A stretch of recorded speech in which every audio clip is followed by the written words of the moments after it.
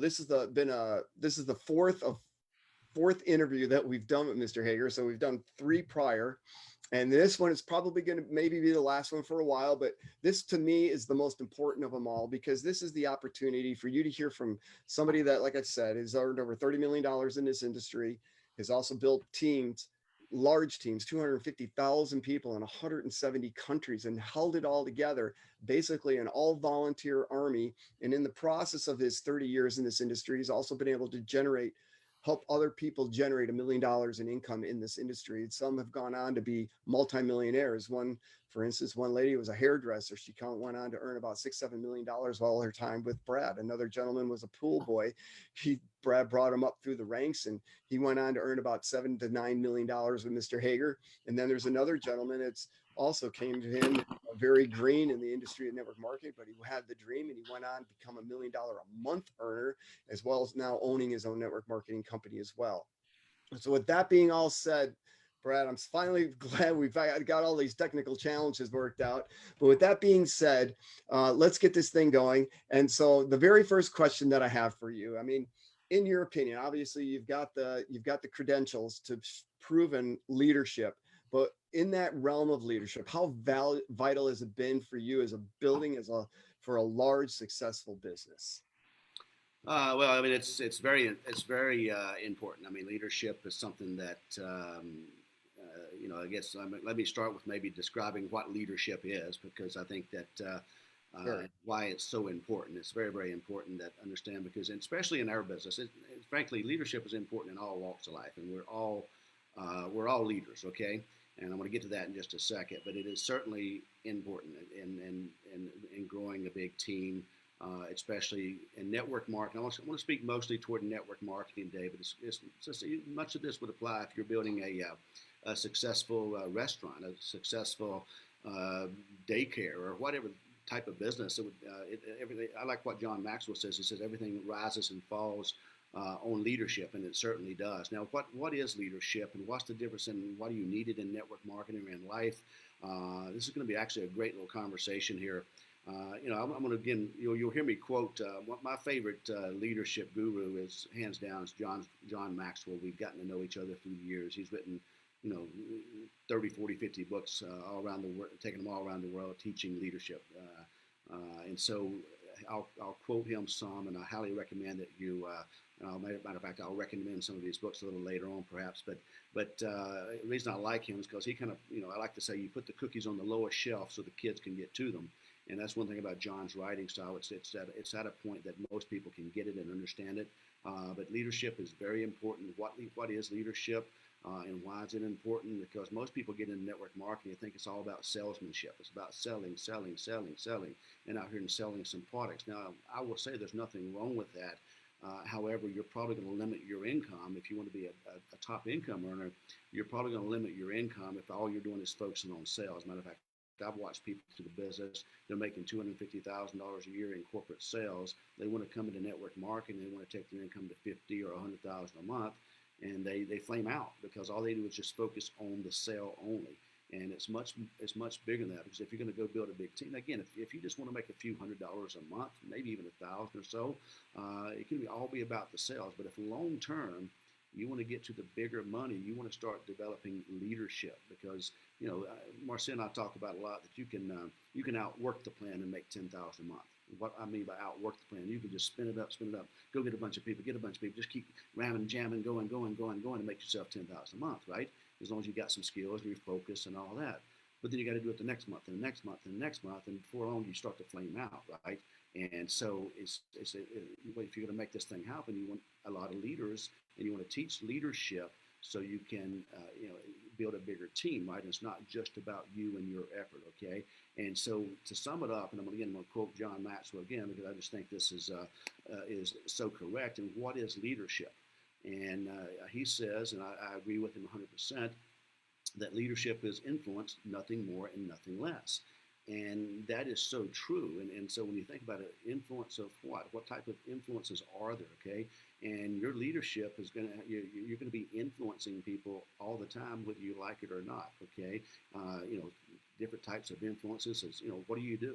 What do you do, and how do you do what you do? You're influencing people by what you do. You're influencing people by how you do what you do. You're influencing people by the actions you take, by the decisions you make. By your tone of your voice, by your way you dress, by your energy, the respect you show other people. All those are forms of influences, right? How you respond is a huge form of influence. And by the way, non-response is a response, right? That's that in and of itself. And so as you're building a team and starting to, you're starting to influence people, integrity, intelligence, all of that is, and how you inspire others, all that is part of influence and what a leader is. It's all about leadership is influence and credibility. If you are influential, you can get people to do things, right? If you have credibility, which i.e. insurance. Now, let me before I move on down, that gives you a little breakdown of what I believe that influence is and what you need. And we could spend an hour talking about that, but at least you kind of get it. But here's the thing I'd like to probably bring up to everybody, and that is that we are all leaders, okay? Here's the thing. Most people get into network marketing. They don't understand that they're leaders, and we are all leaders, guys, okay? I don't care who you are. Everybody in the world is a leader. And the thing I have not an issue with, but I think it's a little bit misleading, is all the leadership books out there that, the titles of them even are, we're all leading, right? And so I think versus, how to be a leader, it should be how to be a good leader, right? Or a great leader, because we're all leading, right? And so, and when I say that, let me just give you an example here. When I do these seminars, sometimes we may have 200 or 300 people in the room, and I'll say, so everybody that's in a position currently right now in a position of leadership, raise your hand, or stand up, raise your hand. And about 25% of the room's hands will go up, right?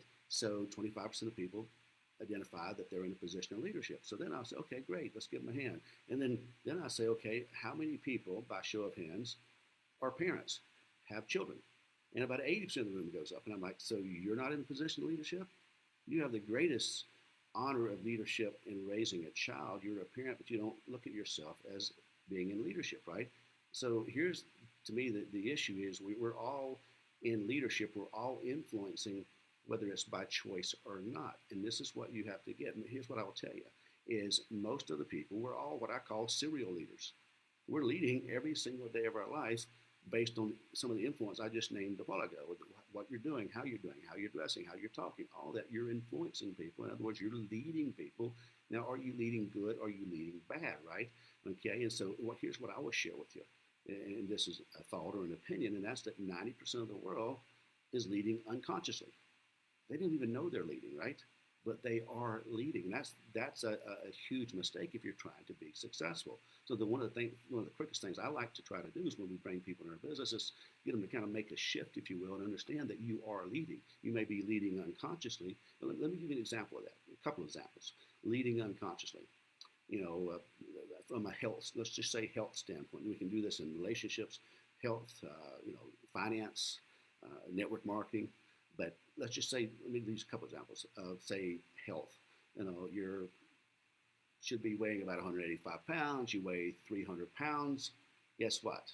Before long, you look at your kids and they're 50, 80, 100 pounds overweight, right?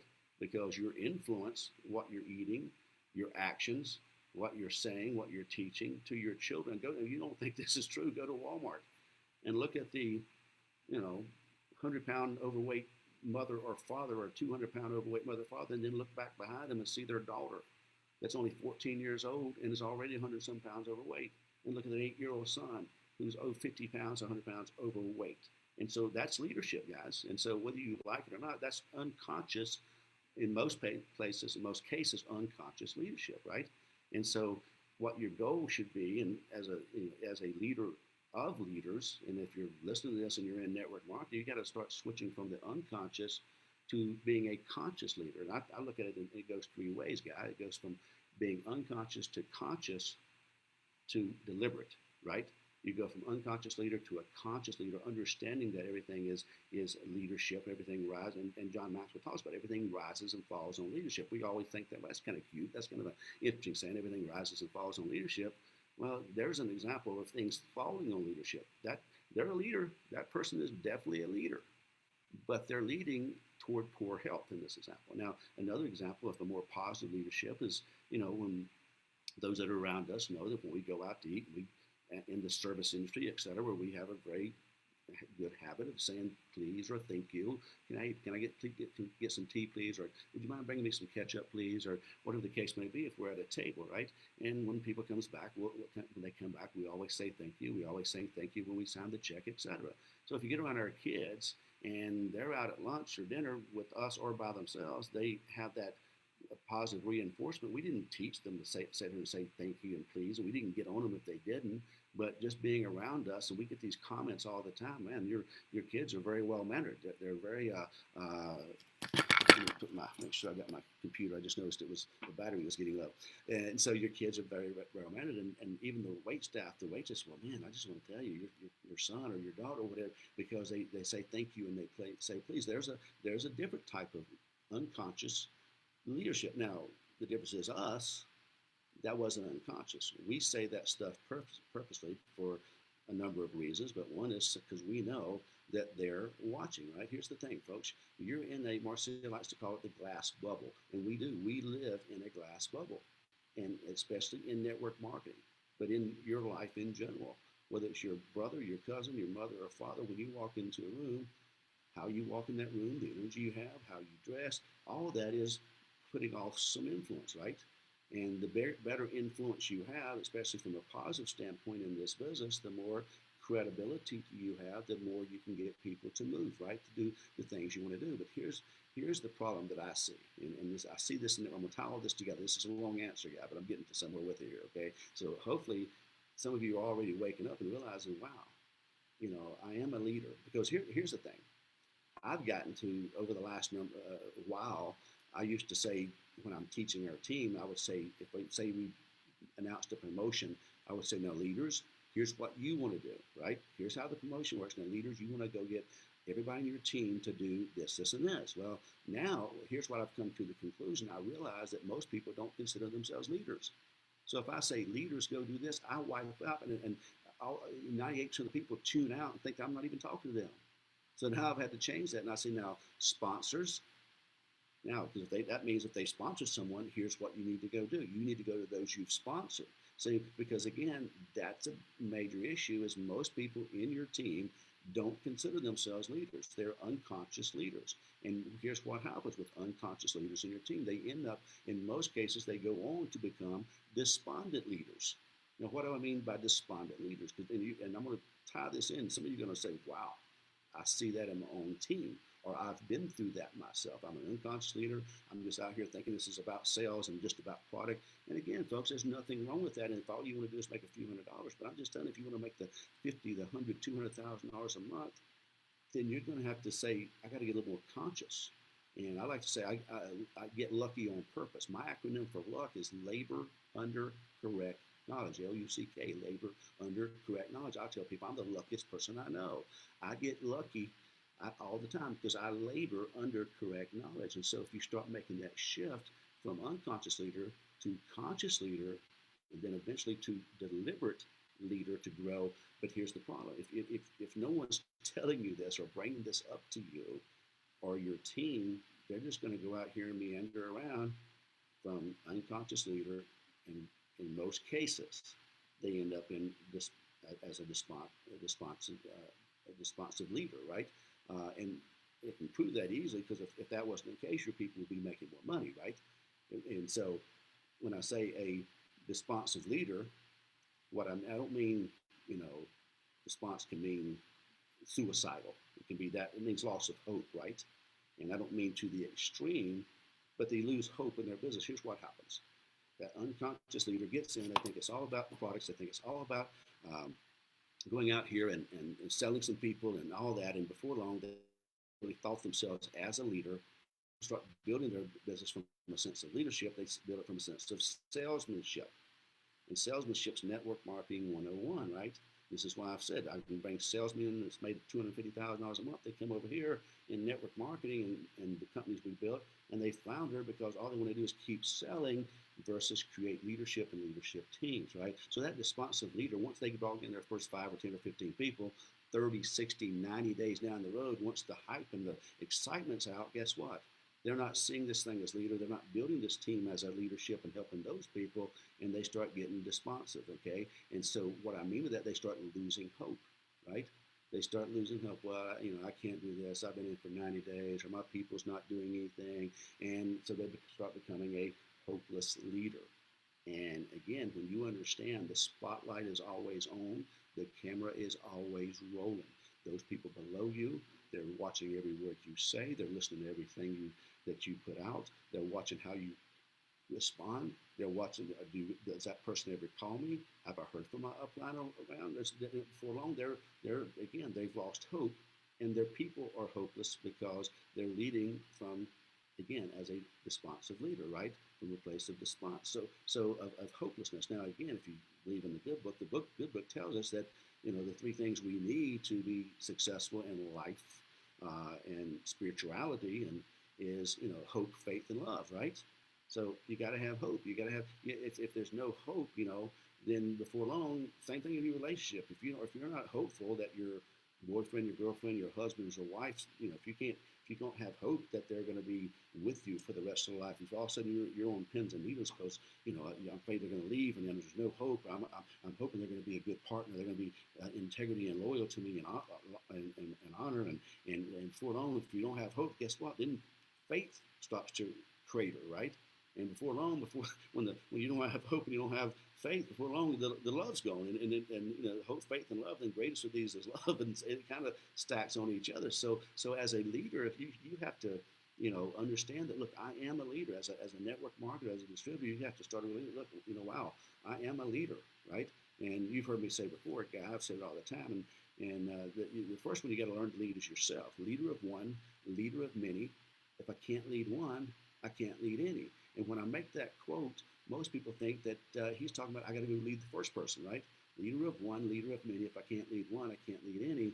Well, if you can learn to lead the one, but the one's not that guy or that girl, the one is the man and the woman in the mirror. So can you lead yourself and influence yourself, right? The first person you got to influence is you, right? You got to make your own decisions. You got to influence. And are you willing to go out here and do the work, do the things that need to be done? I'm not even talking about the basics at this point. I'm just saying, can you lead yourself? And then if you can start leading yourself, but this takes a conscious decision, right? To understand. And first is realization.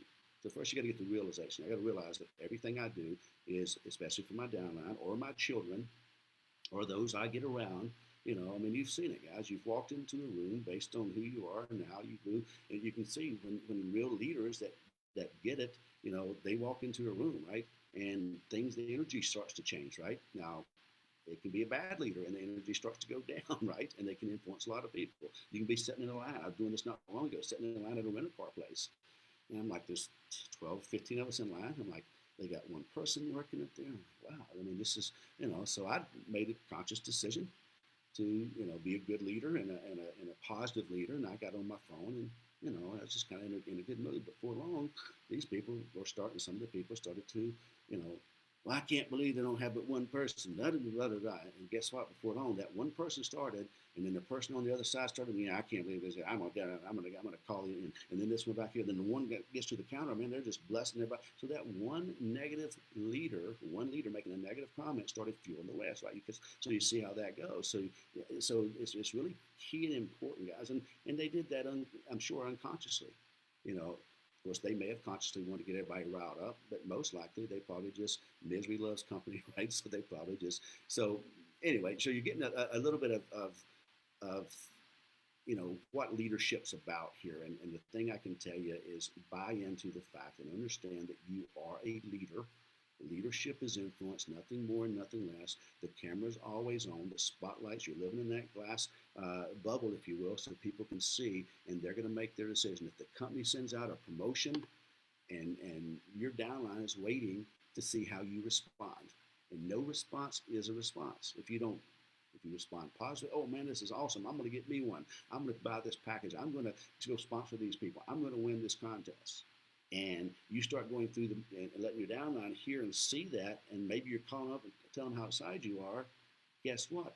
That's again, influence. They're seeing what you're saying and they're watching what you're doing through that glass bubble there, that spotlight. Now, if you say, well, it's okay, or you go negative or post something negative, or you don't post anything at all, they're seeing. Do you not think they're seeing that? It's just like your children. How does Devin know how to say thank you and please? I didn't sit here and hammer it into his head. I didn't put him in timeout if he didn't say thank you. No, it's he's just subconsciously and also watching consciously, learning how to be a young man, right? And so the little 8-year-old boy that's 100 pounds overweight, how did he get that way?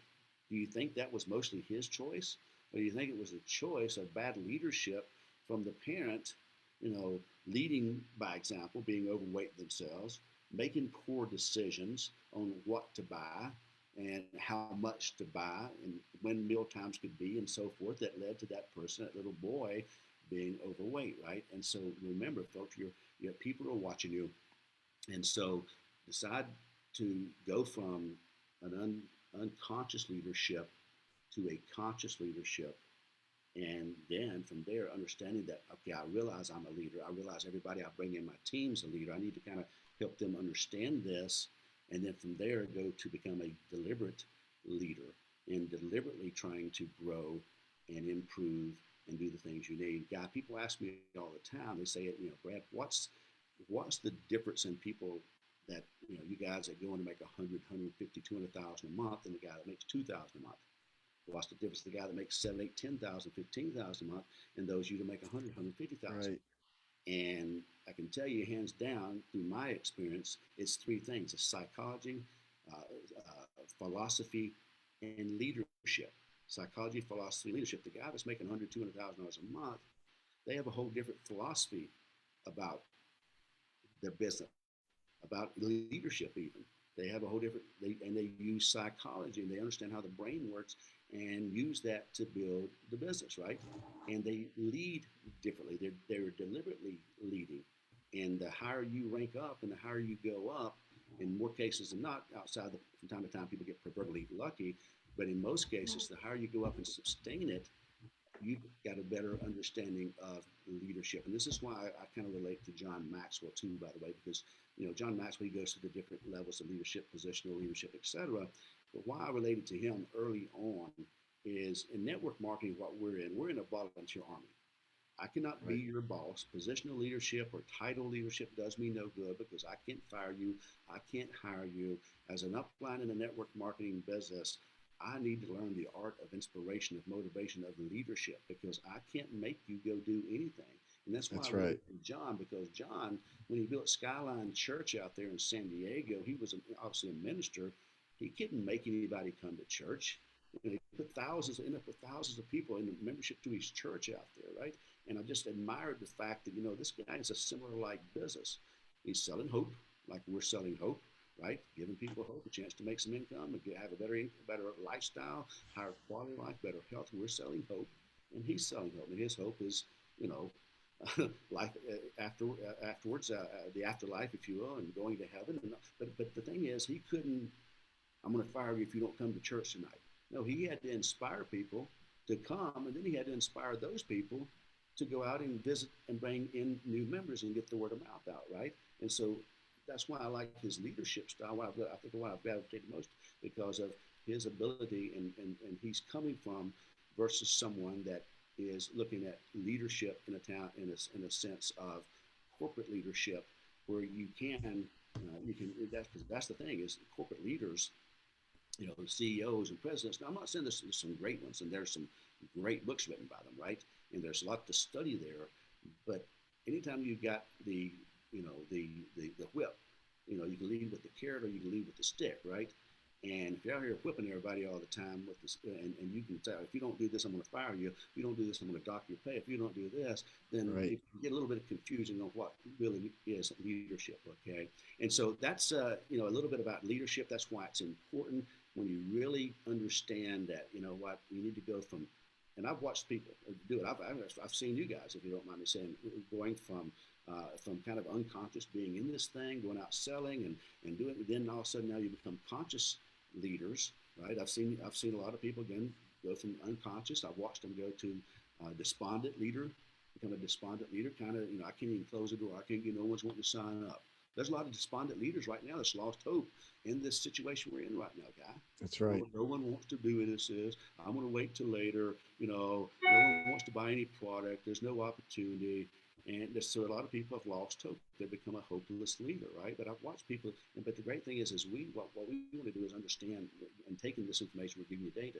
If you get a recognition here, if you get a realization, number one, that I'm a leader, I thought I signed up as a distributor. Hell, I'm a leader. Yes, you are, right?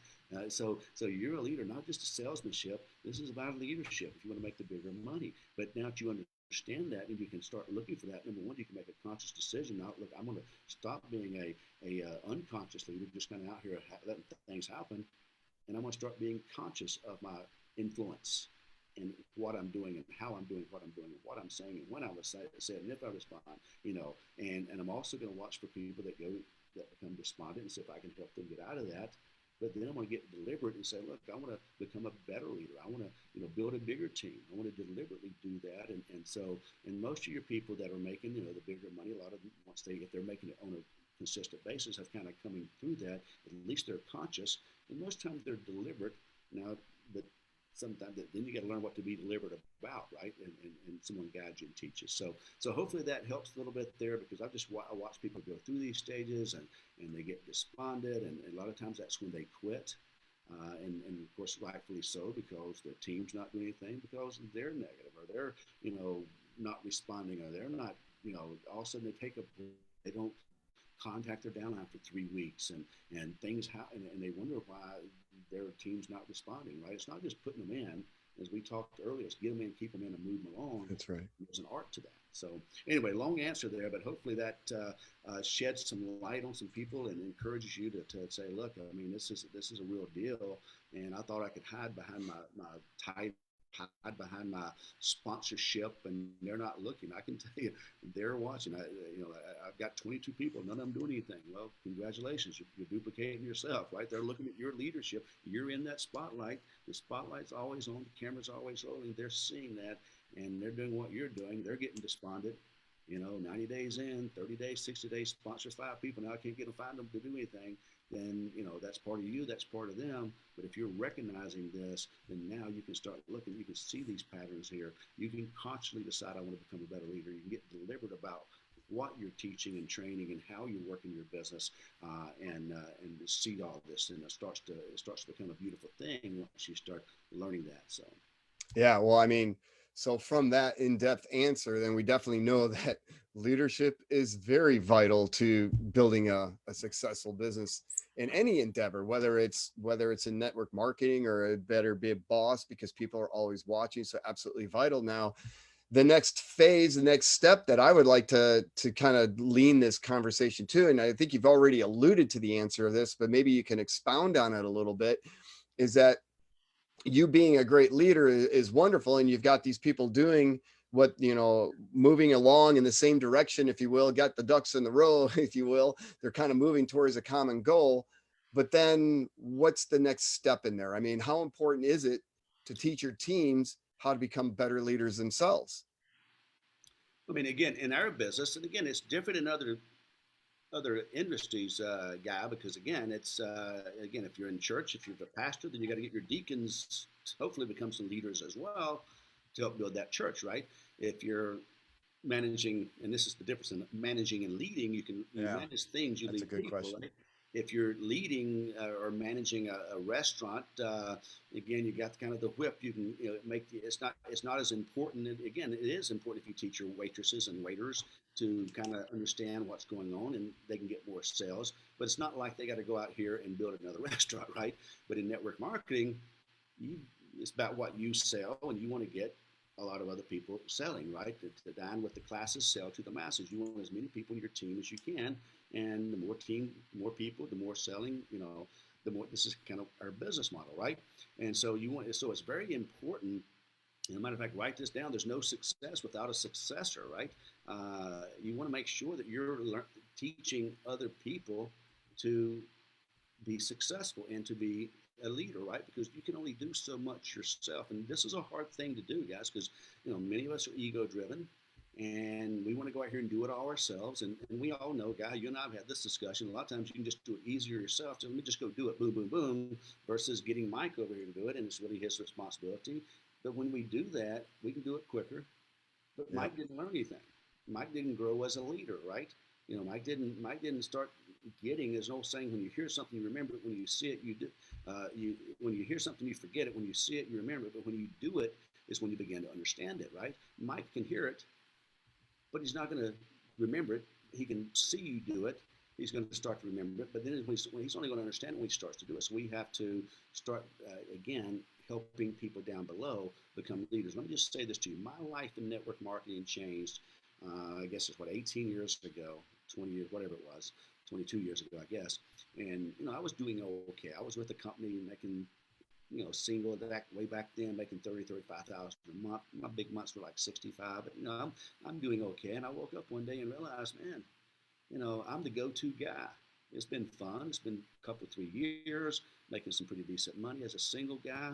And I walked with a couple of things. I looked around me and I saw other people were making more money than I was, right? In other companies. I mean, and so I was at the top income of that company. But the really thing that really was a wake-up call to me was I really couldn't take a break because I was the guy, right? I couldn't take a month off. I mean, if you're really in true residual income in network marketing, if you've done it right, you should be able to take a month off if you wanted to. I'm not saying you need to do that. There's times when you could do that, should do that. There's times when you don't. A lot of people, aren't that time, so I don't make sure I don't throw the wrong thing out there. But the point is, I mean, after 3 years and having 60, 70,000 people in an organization, the company's doing 100 million a month, but I was the go-to guy, right? So I made a conscious decision to, and here's what I learned. I learned to promote leaders, not maintaining followers. My life changed when I write that down, when I learned to promote leaders, not maintaining followers, okay? And so I started at that point. I realized, man, if I go for a week or a month or two, whatever, my business is going to stop. Now, I'll come back to that point, but if you fast forward, once I got that, there's been times when we went for 4, 5, 6, 7 weeks at a time. I remember when we went to when we went to the Olympics in Beijing. We went to Yep. Hong Kong for a week first, and then we spent some time in Singapore and Malaysia. Then we went over to Beijing for the Olympics in 2008 for about a week and a half. Then when I dropped back, I came through Guam, and then I came through Hawaii, and then I came back. I was gone for again a month and a half or so, and still made 150,000 that month. Matter of fact, income actually grew because I had learned to get leaders in place. Because just because I left, they were still going to build. They had reason to. They were their own leader, if you will, and for their own team, right?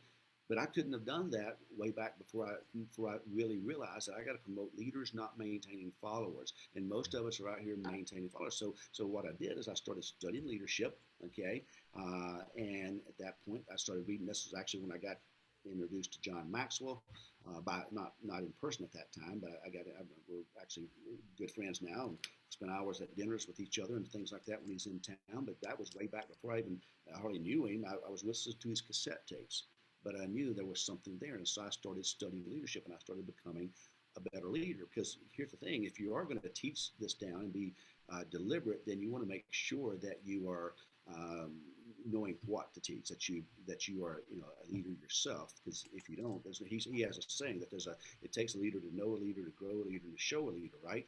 So if you want to be a leader, you got to be a leader to even know and recognize another leader, right? You got to be a leader to attract other leaders. A 2 can't lead a 10, a 3 can't lead an 8.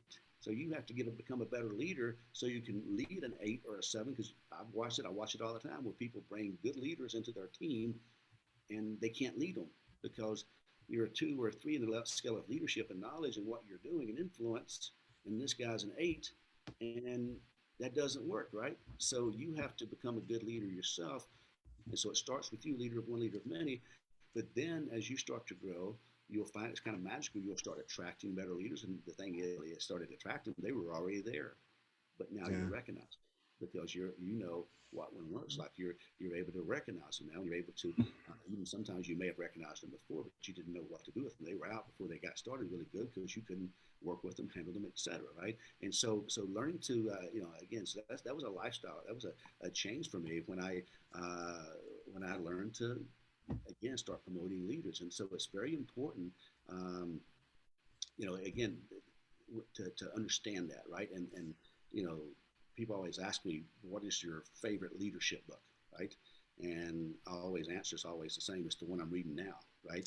So whatever I'm reading now is usually the one I'm getting the most out of at the moment, right? But it Right. changes. It changes as you evolve as a leader. You know, if I had to go, I'd tell you, I'd say that my favorite leadership book, hands down, is the Developing the Leaders Around You, right? Because I can develop myself all I want, and I can understand and all that. But if again, I understand there's no success without success. If I can't get you guy to up to 20, 50, 100,000 a month, right?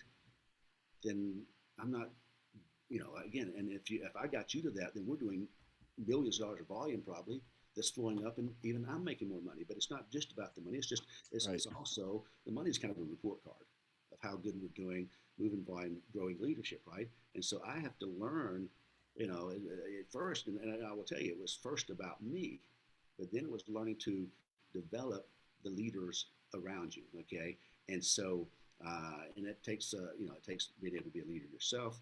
It takes, as a matter of fact, there's a in the book called The Leadership Challenge. Great book. Okay, James Kunas there that wrote that book, and he has. This is years ago, and I took this and I what he laid out, and I massaged it and worked on it through the years. But he has a portion in that book, and which most people don't. Here's one for you. Most people don't get. There's two parts of leadership, right? There's leadership and there's followership. There's leaders and there's followers. So leadership is two. It's not just you, right? There's leaders and there's followers, right? So now this is if you're just creating followers, right? You know, but also if you're going to create leaders that are going to follow you. And he does a little thing in there when they spend lots of money, lots of time researching with lots of interviews, lots of research. And the question was, what do followers want? What do followers want? Man, what a powerful question. I'm going to go out here and lead. But what does a good leader, what makes a good leader? What does a follower look for? What does a follower consider a good leader?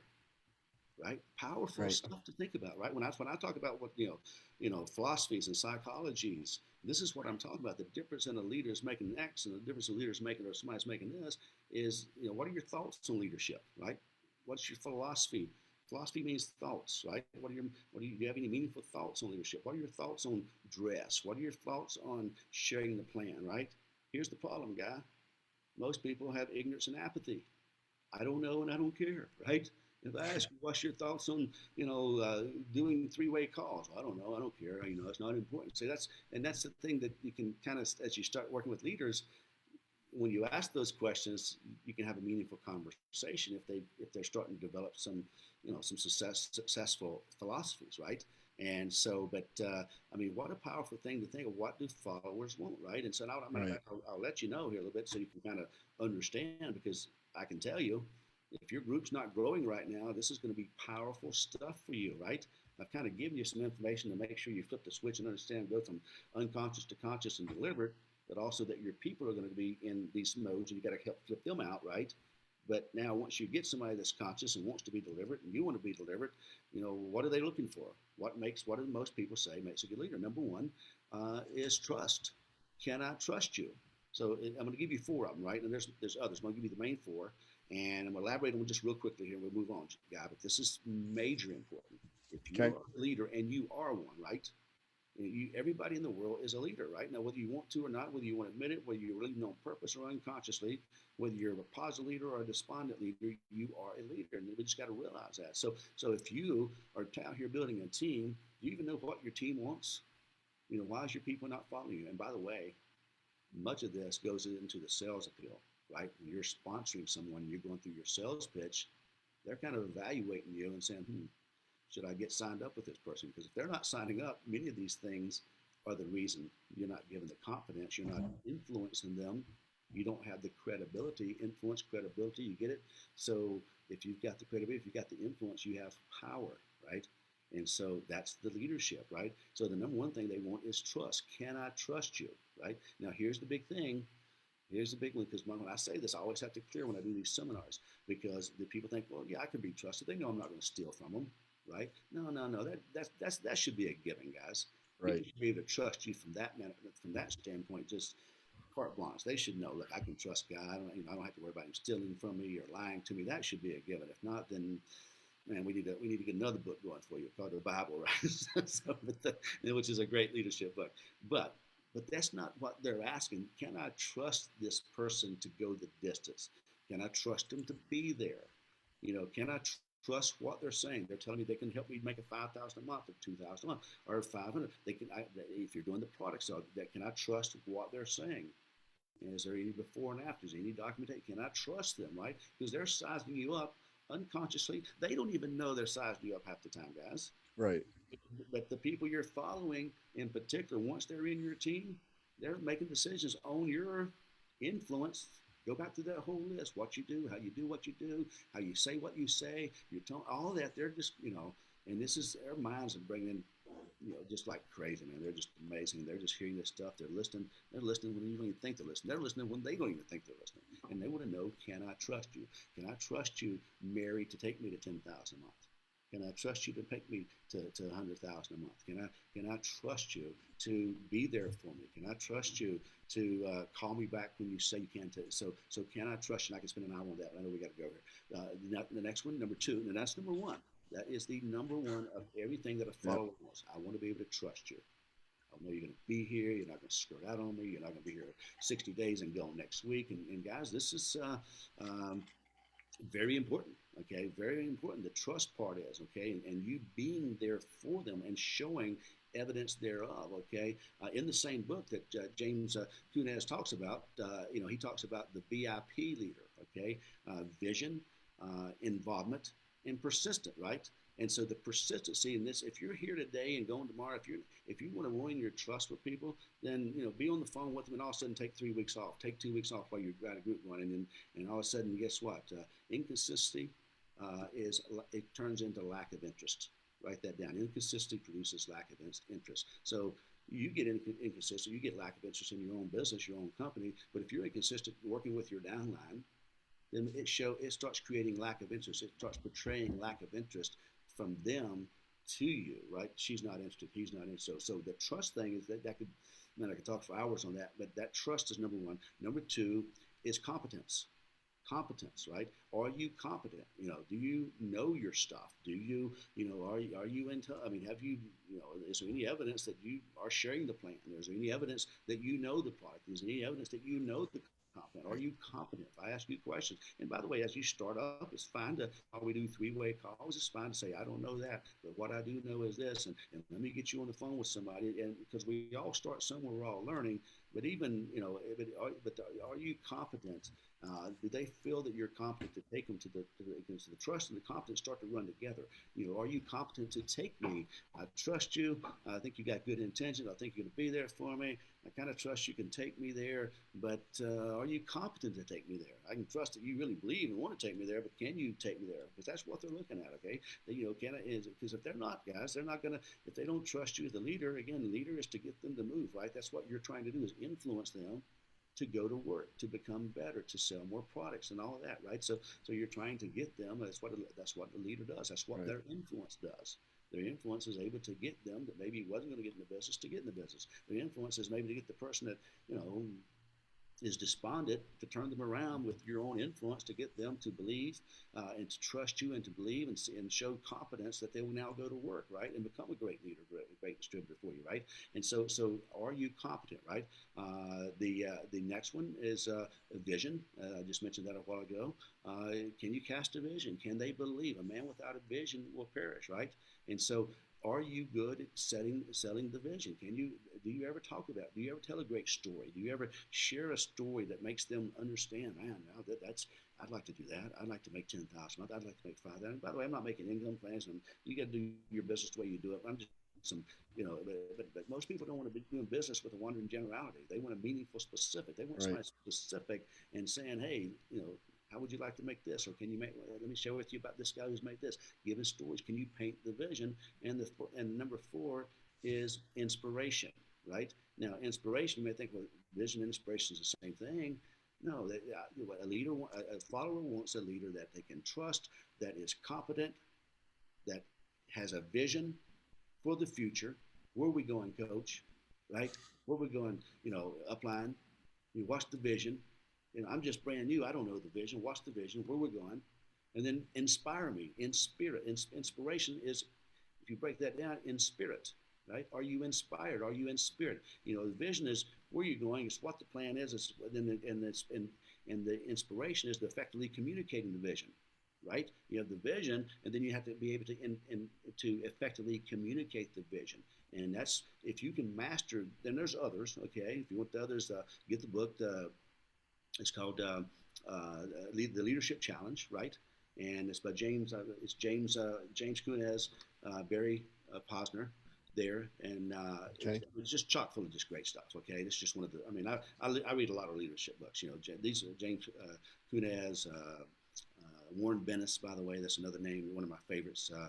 His book Judgment and On Becoming a Leader, both of those two are just incredible. Anything John Maxwell does, I'll talk more about that probably in a minute. But those are just a few. I'm always reading leadership books, okay? But learning to what followers want, and you can study that more in there. But if you take those four, and if your group's not going, say, how am I doing? Does my group trust me? Right? And again, I'm not saying do they think you're honest? Do they trust you? I mean, that should be a given, guys. Okay. And if not, then go get a checkup from the neck up, or actually get a checkup from the heart, right? Because you got to Right. be honest. You got to be integrity, right? It's not, you don't steal people, you don't lie to people, you don't steal money from people, you don't steal people's people. None of that garbage, guys. You got to be honest. You got to be honest. Now, but be honest beyond that is, do I trust? They want to know, can they trust you upline to do this, do that, to wherever to help me, to work with me? Do I trust you? Do you have the competence to help me? Do you not? And you may not have it all right now, but are you at least getting the competence, right? And then of course, is there a vision that they're looking for someone with a vision, and they're looking for someone that has inspiration. Now, the better you get at those four, the bigger you're going to find your people are going to work for you. If your team's not, if you're not sponsoring anybody, check those four things, because even that comes out in the sales, in your close, in your talking, in your presentation. They're going to buy, because again, even when they buy from you, especially in the presentation, you're leading, you're influencing, you're trying to lead them to buy, right? So do they trust you?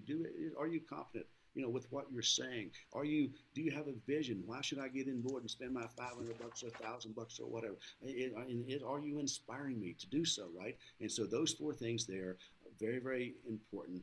Yeah. And if your business is not growing, if you find yourself in a law sponsoring, if you find yourself in a law turning ranks in your business, getting people to do something, then turn the camera back in, turn the spotlight where it is already anyway. The spotlight's already there, right? From them to that's where the spotlight is, and that's why they're not producing. That's why they're not moving, right? In more cases than not. Now you need to turn the spotlight and realize, see what they're seeing, right? And see, man, I need to be a little inspirational. I need to cast a vision. I need to talk about the vision a little more often. That's what followers want. So just a powerful, just conversation that most Sure. people don't ever get. They don't even get to. They just think about leadership, leadership, leadership. And let me just finish one other thing with you here. And this is why you want to become a good leader and do a lot of introspective on your own set, look inside, because here's the thing. Here's the leader's greatest challenge. The greatest challenge I have as an owner of the company, the greatest challenge you have, guy, as a distributor, anybody listening, the greatest challenge, the leader's greatest challenge is creating an environment where those he or she is leading can thrive. Write that one down if you missed it. A leader's greatest challenge is creating an environment where those he or she is leading can thrive. Not survive, not get by, where they can thrive. And so you have to create that environment. You have to, whether it be recognition, whether it be, teaching and training and leadership and everything from how your systems are set up, and where the little guy can survive, thrive, and where the big guy. And so a lot of times you can make it where the little guy can when I say little guy, the person only wants to make a few $100, a few $1,000, right, where they can thrive. But can you create an opportunity where someone that says, look, I want to make $50,000 a month can thrive, right? And so that's important, because the name of the game is get them in, keep them in, and move along. Getting them in is pretty easy. Making a sale and getting them in and signing them up is easy. Keeping them in, one of the ways you keep them in is get them a check on a regular basis. That's right. I'll tell you this, how do you move them along, right? And if you don't move them along, you're not going to keep them in. Because let me give you this, okay? And so because this is part of creating that environment where they can thrive. Because I left the company because this one time, the company I just told you a while ago, I was making 35 to the 65,000 a month. You know, there was not. I worked with a guy, one of my mentors way back then. A guy brought me into the business, worked with me for years. Late great Tom Davis. He's passed away now, but man, he helped me. He mentored me. He changed my life, right, because of his teachings and training. Okay, but then Tom left the company, right, and I'm looking around here and I'm making 35 to 65 on a good month, most of the time about 35,000 a month. And I'm looking around, I'm seeing people making 75. And this guy in this company over there is making 85. And that guy over there is making 150,000 a month. Guy, I'm like, what the heck? And I'm like, there's no way that I'm not, who's going to help me thrive? Who's going to help me go there? There was no environment. The guy who owned the company, he was traditional corporate America. He wasn't going to mentor me. He wasn't going to. So, eventually, no one was there to move me along. Get them in, keep them in, and move me along. Because I don't care if even at $35,000 a month, after a while, it makes Brad a dull boy, right? I'm like, look, I like 35,000 a month. It's more than I ever made in my life prior to getting in network marketing. But after year, and I'm looking around everybody else, I'm like, this is getting kind of boring here. This is kind of, it's nice. Don't get me wrong, but I'm like, I know I can do more. So so they couldn't move me along. So you got to get them in, keep them in, and move them along. And if you stop moving them along, guess what? You're not even going to keep them in. Some of us, because some of us want more, right? Some of us want to go to the next level. So I bolted out of there and went and found a mentor. And I didn't go. I called them. They didn't have to recruit me. After enough of this guy, I realized, there's not an environment where I can thrive here. So I started looking around. I called a friend of mine I had met years ago that I had listened to a lot of his CDs and tapes and all that. And I got him and said, what are you doing? Is there a place for me over there? Can't believe you never called to recruit me. I got to come call and recruit myself. So, but I went over to another company because I wanted to be moved along, right? So to even keep them in, you got to move along. So you got to create an environment where people can thrive. Okay, and it is about learning to lead the others. Okay, I'll finish this part with this real quick. I know I'm going long here, guy, but I'm just fired up. This is good stuff. I love it. If you haven't watched, and it's funny, one of the books I'm reading right now is Phil Jackson's 11 Rings. Most of you, if you don't know who Phil Jackson is, Bill Jackson has got 11 championship rings from NBA championships. I think it was 2 from playing and 9 as a coach. And he coached Michael Jordan and he was the coach for 6 championships, 2 3-peats that they won in Chicago. I know you're a Chicago boy there. That's right. I know you know all about those games, and I kind of like Michael. He was from North Carolina, where I was from, but anyway, so Phil Jack, he leaves there and then he goes out and works with L.A. Lakers and coaches Kobe Bryant, and you talk about a coach, man.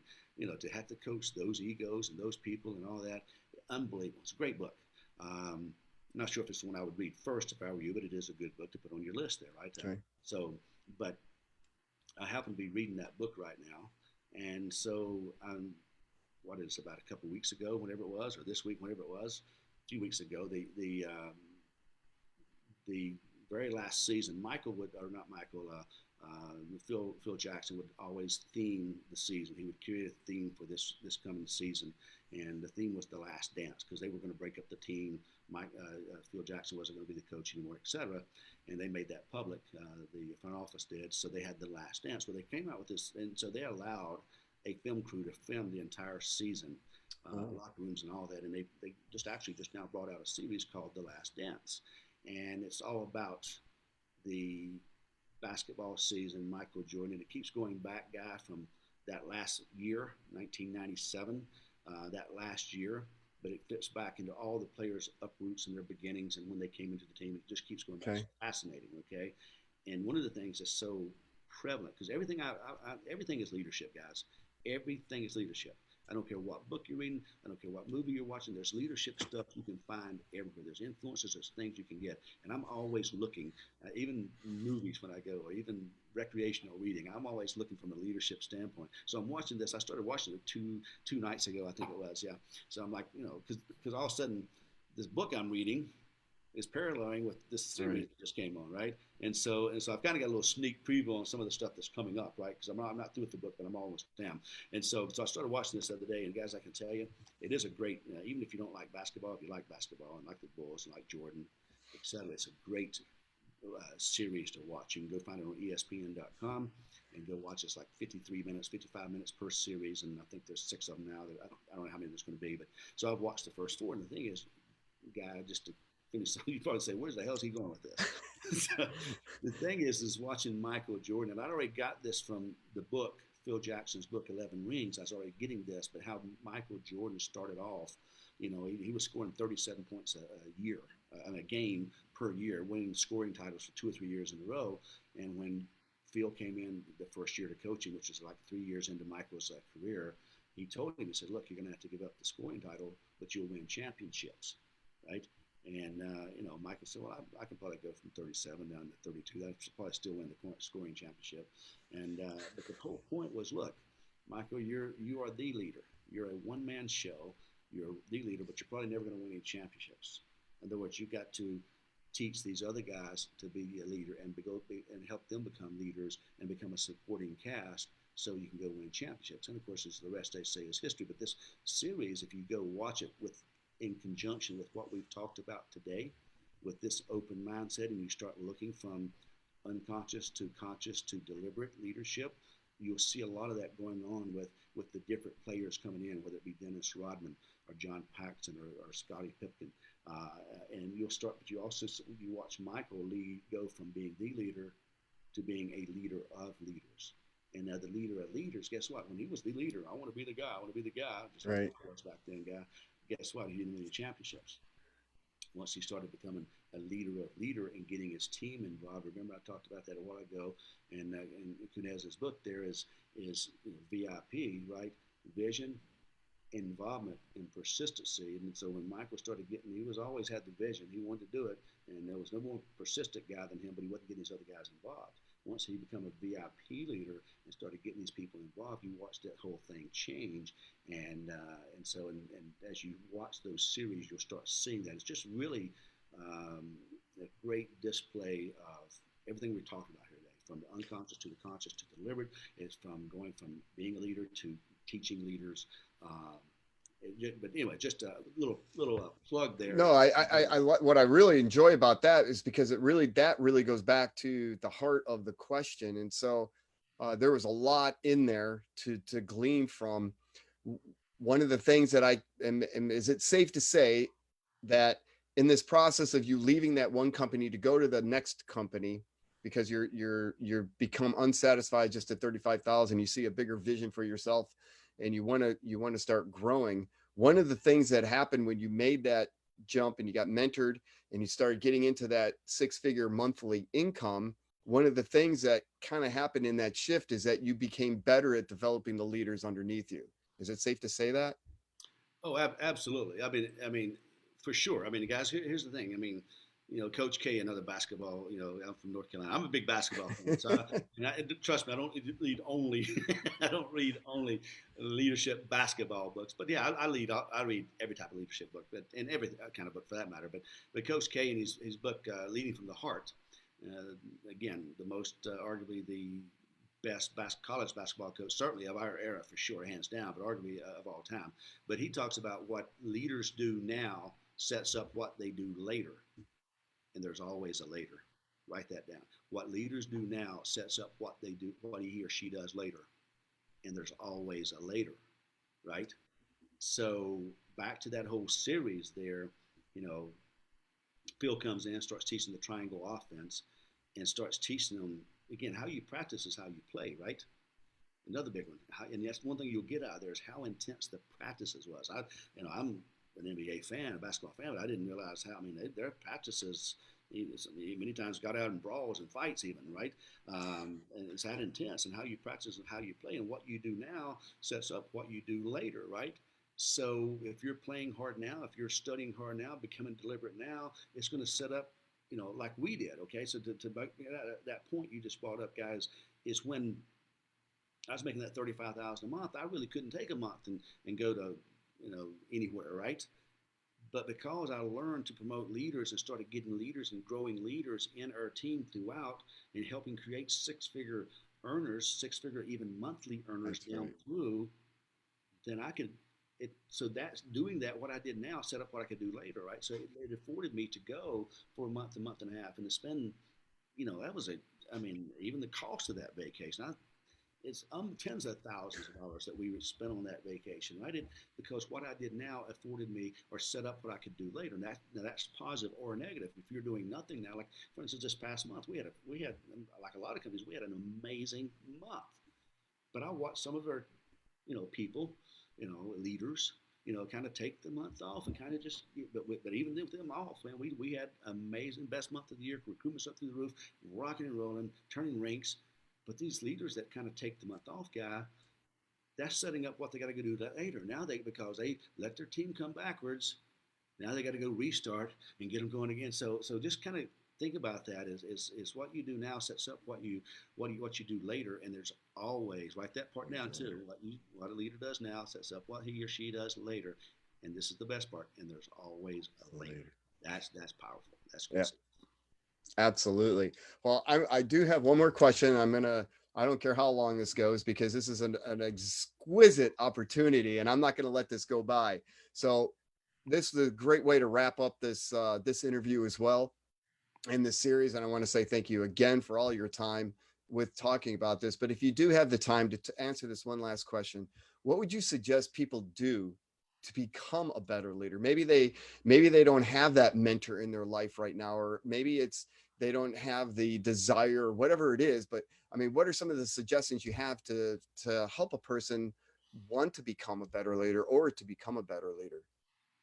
Yeah, let me give you some of these. I won't elaborate. I'll try to keep it shorter, but I'll give you some things that I recommend. Very, very important things, and I'll give you some of them in order. Some of them it's just you can. But number one, hands down, is find a mentor. Find a mentor, guys. I just can't stress that enough. Okay, now as I say that, I want to address what you just said, guy. They may not have the access to a mentor, right? Let me just tell you, folks, everybody has access to a mentor. That's right. Every single one of you. Now, preferably, let me just kind of double phrase or phrase this. If you can get a mentor that you can get on the phone with and talk with and work with, and they're in the game that you're in, and they're accessible. I mean, that's the ultimate. That's the best. Now, by the way, if you find one of those that says they're willing to work with you, don't waste your time. If you're just kind of serious, not curious, not serious, don't waste your time. But if you find a mentor that says, "Look, I'll carve out some time for you. I'll work with you." And most mentors, again, as long as you're not wasting their time, they'll give you some time. Most, because I can tell you, successful people have an act and have a desire and a want to help other people. That's why they write books, so they can help other people. A lot of people think, I want to write books because of influence. I want to write books because I can make more money. No, for the biggest part, most of them artists, right? They want to write books because they want to help others. So most mentors want to help. So if you can find someone in your company, in your field, that is in action, not sitting on the beach in Costa Rica somewhere that's retired and aren't going to give you much, because I can tell you, if you can find one that's in the game, man, the info, the knowledge is just unbelievable. Okay, because it's fast, it's pertinent, right? So number one is try to find somebody like that that's in your business. Now, if you don't, I don't want to hear anything that you can't find a leader, right? Yes. Let me tell you, some of my greatest I told you about that when I was 20 something years ago. I started mentoring under John Maxwell. John Maxwell didn't even know there was a Brad Hager in the world, right? Right. Brad Hager existed, right? But I mentored John Maxwell was a mentor. I finally met him years later, guy years ago in Nashville, and we struck up Marcia and I. We struck up a relationship, and now when he's in town, we go to dinners, we have fun, whatever, and spend hours masterminding and talking. But I didn't know him at that point. He didn't know who I was, didn't know there was even a name Brad Hager, right? But I mentored on him because I bought his CDs. Or I know back then it was cassettes. I'm aging myself. They were cassettes. It wasn't even CD players. And I would listen to them over and over and over. And I bought his book. So he was mentoring for me on a regular basis, on a daily basis, okay, and didn't even know it. So, find a mentor, and there's lots of them out there, but find someone who's done what you want to do and let them teach you. So number one would find a mentor, preferably someone in your business or whatnot, okay? And don't waste your time, especially if it's a life mentor, because there's no, I teach people all this all the time. You coach the masses, you mentor the few. You coach the masses, you train the masses, but when I'm going to spend my time, I mean, time is currency, right? When I get off this live today, One thing is I can tell you is I don't get this. I can get more money. I can get more clothes. I can get more food. I can get more cars, more houses. But one thing I can't get back, guy, is this hour that I'm spending with you guys today. That's gone, right? Right. Going to be replaced. So if you're going to mentor with the leader, and as a mentor too, if you're trying to coach people, is don't waste time on people that aren't going to respect it, honor it, and execute it, right? And so just can't say that. So find a mentor. Number one, that is hands down. Find a mentor and don't use the excuse I don't know. You may have to do until you find someone. I've been blessed and fortunate to have numbers of mentors through my life. And let me just say this: you will outgrow the mentors sometimes, right? You may a mentor maybe to take you to so far, but then after a while you may have to slough off them and find another mentor to take you to the next level, and so forth, right? That's I can tell you my personal experience as I've had to done that. I do that, right? I've had again, from books and stuff, unbelievable amounts of mentors. But the personal mentors, again, I've had a handful, and they've all been able to take me to a different level. There's an old saying: when the student is ready, the teacher appears, Right. right?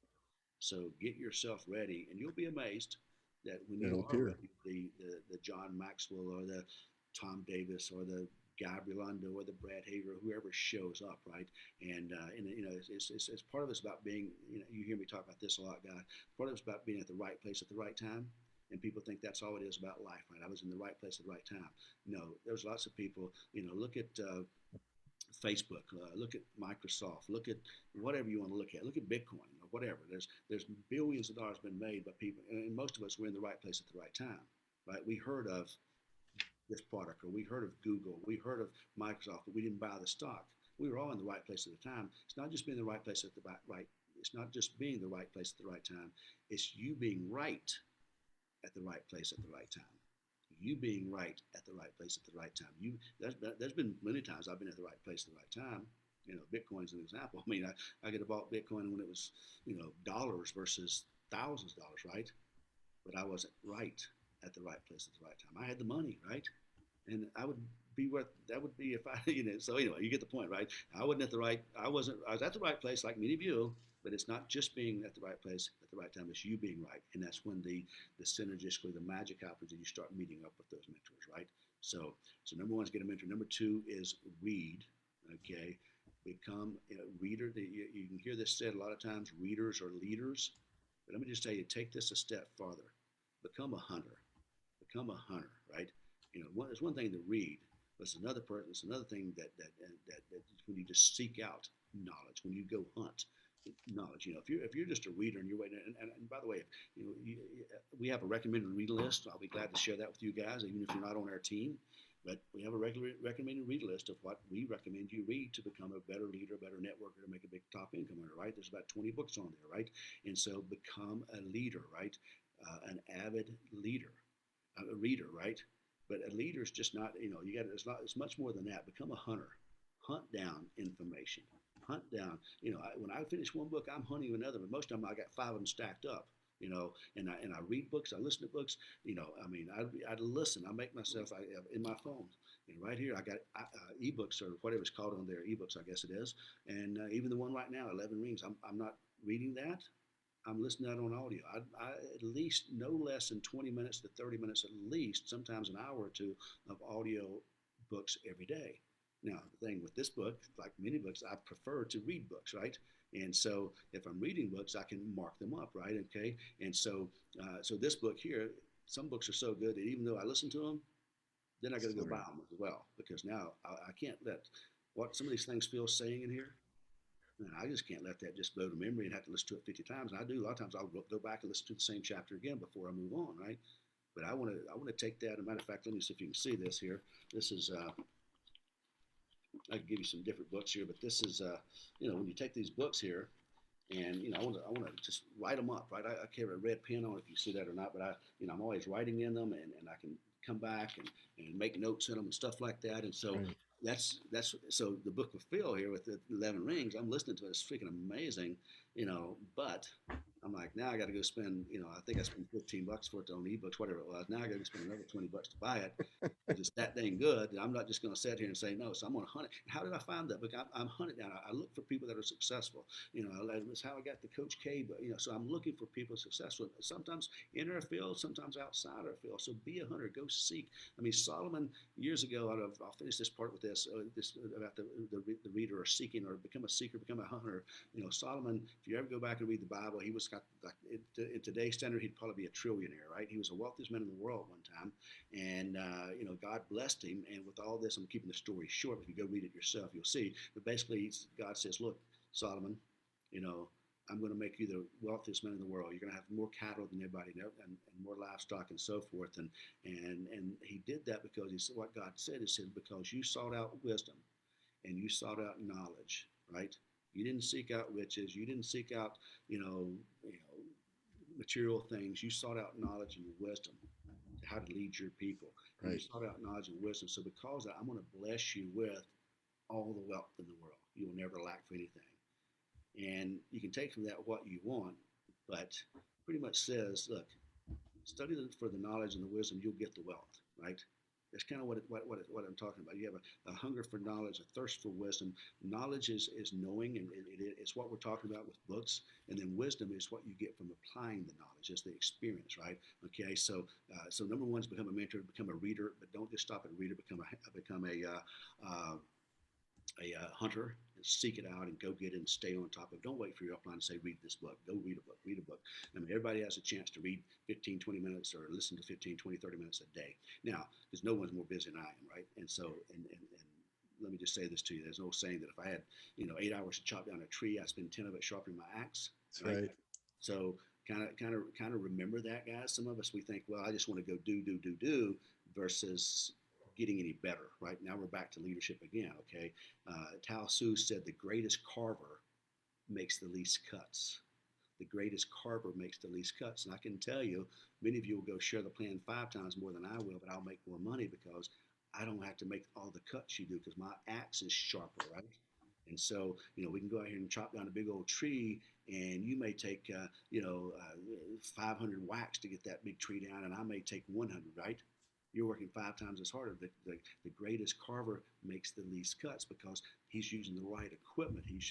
His blades are sharp. In other words, it's the psychology, it's the philosophy, it's the leaderships that makes the biggest difference. The small things, right? And so and this is why I'm saying to you, find a mentor that you can model, and they can pour into you and help you with your current situations and guide you. Get the books; they're going to help you, and you're going to become a better carver.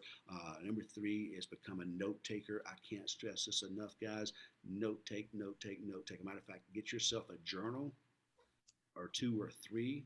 I have multiple journals. I have journals that are just for nothing but just basic business quotes, different things I want to, just remember, basic stuff. And then I have one of the best things you do is get a leadership journal, right? And put things that pertain to leadership in there, right? And so, I'll show you one of mine here. Okay, this is just valuable stuff. Now you can journal. I like to journal, hand pen to paper, right? Now I also use a little side tip for you. You can do it. There's a bunch of programs out there. I use Evernote a lot. And so if I'm down the road, or if I'm on my walk yesterday, I heard Phil say something on the book I'm reading, and I stopped the book, and I went to Evernote and made a note in my leadership notes, and so I can have them there. So Evernote is a great app that will transfer to you and from your phone and your computer, and that way, Oh yeah.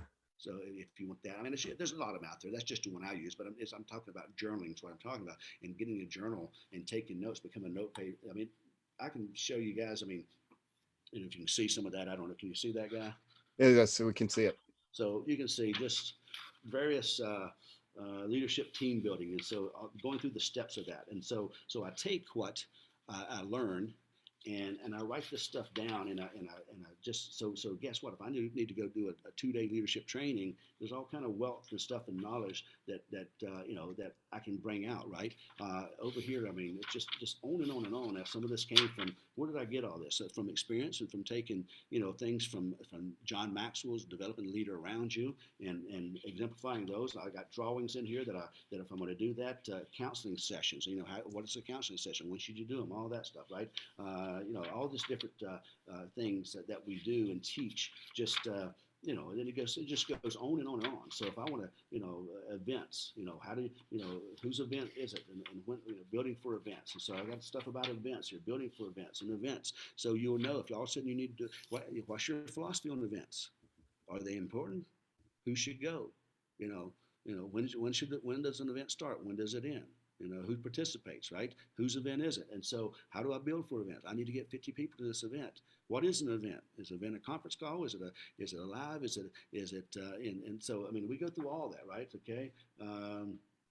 Leader's toughest challenge, again, creating the environment for those that he or she are leading is to succeed. And I can just go down through all these different things that we teach, numbered out here. And so if I need to have a counseling session with someone, but it's just chock full of different trainings, of different stuff, debriefings. Okay, we've had a phone call, we've had a meeting, or we've had an event. Let's do a debriefing. What should a debriefing consist of? I mean, here we go again with the philosophies. Well, I never thought about that. I don't know, and I don't care. Well, maybe you should. Right? A debriefing could make you a boatload of money. I was going to say something else. A boatload of money, right? I mean, just on and on and on of just various stuff that and all numbered down here, and so that's just stuff I've created. Leadership success equations, and becoming a great leader. 11 laws of leadership. Just stuff that, again, where did I get this? From these books, from mentoring, so now all this stuff, and a lot of it I know by heart, right? But if I need a refresher, if I need to get a little checkup from my neck up myself, right? If I need to get more deliberate, sometimes I'll go to John Maxwell's book right here. Sometimes I'll go to Kunez's book over here. Sometimes I'll go to my own book, right? So my own stuff here. So, but just take notes, on and on and on. I'm just hopefully that shares with you. And of course, I've got notes in my Evernote. Drew a blank there, but I got pages of stuff in my journals. Okay, and that's just one of many journals, and that's a leadership journal right there. I've got other journals that are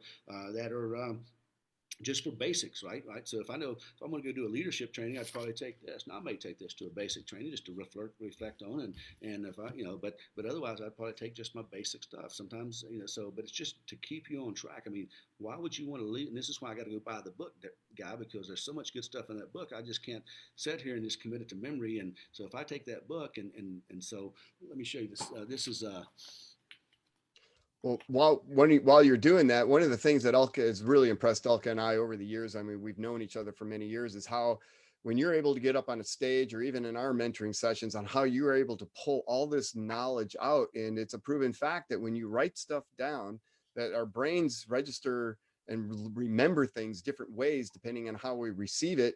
So if you're listening to it and then you're also seeing it by reading the book and then you're also writing it down, you're really imprinting it and having a better chance of being able to recall that and be able to utilize that knowledge that you just learned later on down too. Wouldn't you agree to that?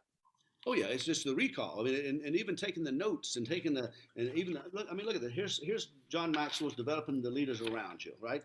And so that looks like a freaking Christmas tree. I mean, just so much stuff, right? Notes in it there, and I make my own notes in his book, right? And I underline the things that I want to emphasize, or even I changed a word there because it applies more this way to our group than just in general leadership or whatnot. Some notes there of how I might want to use it, and just so forth. Just, I mean, look, just is So that's what I'm saying is become a note taker. We like to say note takers are money makers, and you can just see. I mean, some of the stuff I write down here, and then I can go back and then I will tell you how I do it. My note taking is I do this, right? And this is what I don't like about audiobooks. I love audiobooks, and some they serve their purpose, but this stuff is irreplaceable. So then I go back from this and turn around and I create. How does I will either create trainings like I showed you. Some of those are just trainings I've done and I've created from knowledge. Some of it I just quotes or things I want to remember. And now the best part is if I decide, look, I want to read this book again, but I don't want to read every single word. I'll go back and look at some of my key stuff. Bam, bam, bam. And a lot of this book is about reminding. A lot of network marketing is about reminding ourselves. Back. What was I doing when I made this kind of money? What was I doing when I had this created this kind of leader? And all of a sudden you start going through this and you remind yourself. Bam, bam, bam, bam. You're like, wow, that's good stuff. Wow, that's good stuff. All of a sudden, guess what? You get off the phone, you get off the book, you're 10 foot tall and bulletproof. That's right. And man, again, influence. So I get off this book, you know, you can even see my energy going here, right? I get off this call, man. I dare you to get on the phone with me after this. After this, I keep saying call after this live, right? Because I'm just jazzed up, leader of one. I'm fired up, and my influence. If you were to call me right after this, my influence, my energy, the things I'm going to say, my deliberateness is going to be at another level, if you will, another frequency or energy if you're resonating. So anyway, so become a reader, become a note taker. Take notes in the book. That's fine. You'll never see me reading a book without a red pen. I love a red pen, not blue, not yellow, not highlighted. I want a red pen so it draws my attention. That's just my own thing. Red's is a moving color. So now 3 books I would recommend. Let me give you a crash course. I think you did this the other day on your call as well, guys. But 3 books, all by the same person. I'm not going to put them all out. You can just write them down. If you want a crash course, the best thing I can tell you right now is a crash course in leadership that you can do right now above all and get started in really becoming a good leader, a better leader. And this will put you head and shoulders above the rest if you take and read and take the notes and do what we're talking about. Don't read it fast. Okay, this is not fast food. This is a gourmet meal. But there are 3 books. They're by the same author, John C. Maxwell. So that makes it easy. John C. Maxwell. The first book I would recommend you read, and I'm going to show you how to do this, a 90-day leadership crash course in leadership. It's not really a crash course, 90-day leadership course. I tell you, it changed your life. Number 1 book is Developing the Leader Within You. It has to start with you. If you're going to lead anybody, you have to lead yourself. I've kind of hopefully opened up your awareness today to make you understand that you are leading, whether you think you are or not. The spotlight's always on. The camera's always rolling. You are leading. So let's develop the leader within you. Let's develop you first. Leader of one, leader of many. If I can't lead one, I can't lead any. Lead yourself. Now, the second book is my favorite, and that's Developing the Leaders Around You, right? Because in my mind is, look, I can lead myself all I want. I don't want to be the Michael Jordan and win all the scoring contests and never win a championship, right? So I don't want to win a scoring championship title every year because I've scored 37 points, average 37 points a game, and never get a ring, right? So I want to develop the leaders around me, and I know that's just such a value, and I need to do that, right? So the second book is Developing the Leaders Around You, but you don't start there. Because how are you going to develop them if you hadn't developed yourself? So you start with developing leaders in you, then you go to the next book, the developing leaders around you. Then this third one is 21 Irrefutable Laws of Leadership, right? Which kind of takes a little bit of everything that you've done, and now it kind of puts it there. Boom. And here's the 21 Irrefutable Laws of Leadership that now that you've got this and you've got that, they start even making a little bit more sense as well, right? And they're so much more powerful, and you can use those 21 points and execute a little more that you kind of have, it's kind of like, in my opinion, right? And you don't go to the XYZs to do the ABCs, right? So you do these few and then go to that one. So John C. Maxwell, Developing the Leader Within You. Number 1. Number 2 is Developing Leaders Around You. Number 3 is 21 Irrefutable Laws of Leadership. Now, here's what I will tell you. Take this book, and you take your book when you get it. Now, again, if you're serious, get on Amazon. Order them today. Order all 3 at one time. Don't order one. I mean, if you get committed or not, right? Are you committed to leadership? Are you committed to growing you and your team? And I can tell you, guys, you're talking about $100,000 a month, $200,000 a month income if you get some of this and willing to work and execute. I can't, not a guarantee, obviously, but my life changed when I started studying leadership, right? Okay, and then I started developing leaders around me, right, and under me, so to speak. I don't like to say under me, but around me. So now, when you do this, order all 3 at one time. Get committed, right? So order all 3, because you order one, then you got to go find the other one. So order them all off Amazon. They'll arrive, and here's what you do. You read 1 book a month, right? Now, if I say, can you read a book this month? I know the answer is yes. I can't. It's the cousin until I don't want to. But you may say, I can't read a book this month. But if I say, can you read 20 pages of a good book or 5 pages of a good book every day? Oh, yeah, I could do that. So here's what you do. You get the book, and you open it up, like right here. It says that this book is, not counting the notes at the back, there's 213 pages in this book, right? So you take 213 pages, right? And you divide that by, let me get my calculator out here. So 213 pages divided by 30 days. That's 7.1 pages a day of this book. So if you read 7, and you look at the print, it's not a small print. It's very easy to read. It's not like it's, one of these books I hate because the print's so small and it should have been an 800-page book, but they put it in 200 pages because the print's so small. But this is an easy read. Easy to take notes, 7.1 pages a day. So every day, once you get the book, you read 7 pages a day. No more, no less. Guys, don't cheat, don't go ahead. If you get through the 7 pages, then go back and reread them again if you want to. Gnaw on them, meditate on them, chew on them if you will. Again, well, this is not a McDonald's drive-through. We're not a fat. This is not fast food. You want to abide in this. You want this to marinate in you and become you, right? And so 7 pages, right? Take your notes. Think about them. Think about how can I put this into action the next day? How can I put this what I've read into action now? Man, who do I need to discuss this with, right? And so then next day another 7 pages. Same thing, right? And you're taking notes and writing down. You may even go and start your journal now. Now, you may put some stuff in your leadership journal, or you may put some stuff from it in your basic journal, right?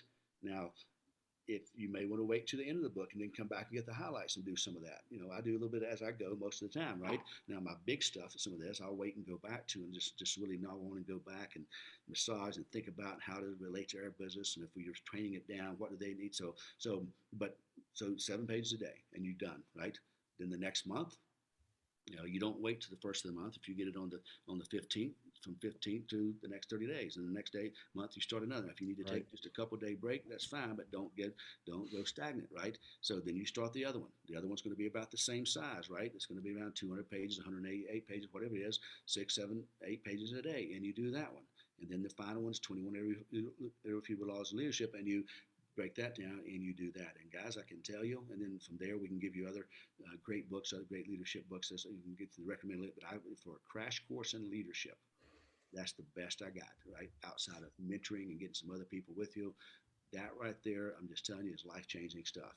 If you take it in, you take the notes, you just really, just absorb yourself in it, let it absorb yourself into you. It is amazing. Okay. The next thing I will say, so that's and the last two things I'll tell you that just to help become a leader is to take action, action and execution, action and execution, action and execution. Take action and execute, action and execute. So action and execution, start putting this into action, right? Whether it's working with your team, executing, and then the third thing, and I'm just going to leave that there because there's plenty we could talk about there, but we're going long today.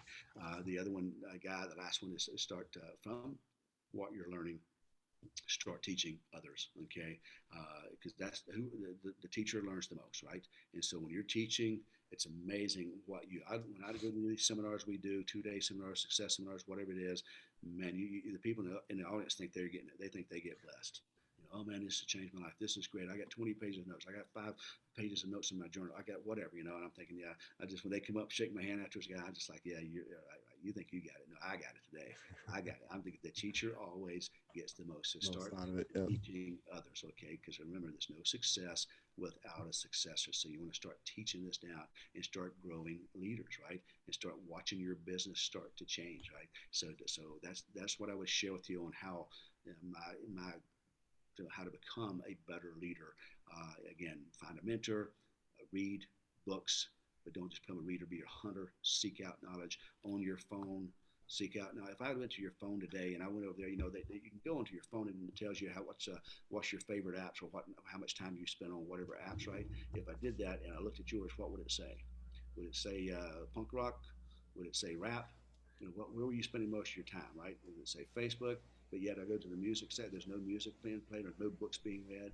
Or if I went to your iTunes and it says the most frequently played, would it say songs or would it say so would it say some books or whatnot? So you got it right here. You can read.